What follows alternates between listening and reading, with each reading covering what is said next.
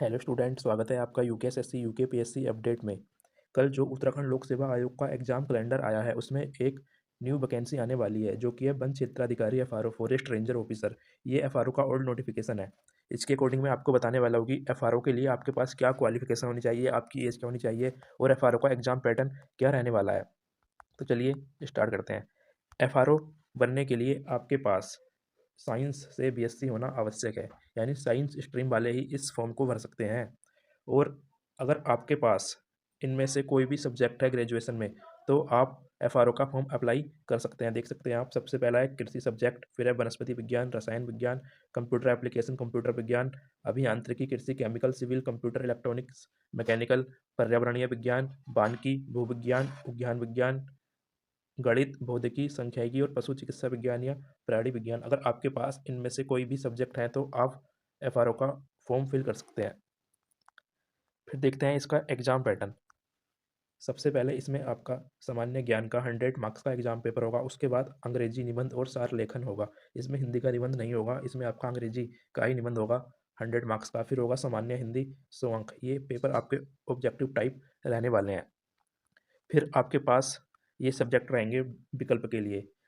आप वैकल्पिक विषय में कोई दो ही सब्जेक्ट चॉइस कर सकते हैं। ये आप सब्जेक्ट देख सकते हैं, कृषि, वनस्पति, रसायन, कंप्यूटर। ये आपके टोटल 14 सब्जेक्ट हैं।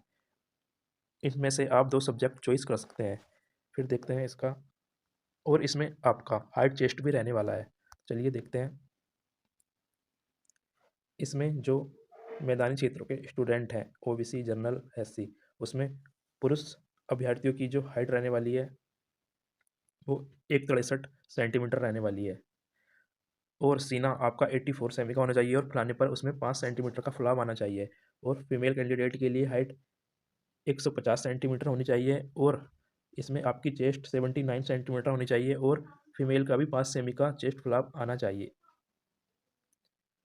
ये अन्य है अनुसूचित जनजाति और गोरखा, नेपाली, असमिया, सिक्किमी, भूटानी, गढ़वाली, कुमाऊनी, मिजो। इसमें हिल्स कैटेगरी के स्टूडेंट के लिए पुरुष की जो हाइट होनी चाहिए वो 152 सेंटीमीटर होनी चाहिए और हिल्स फीमेल कैंडिडेट की हाइट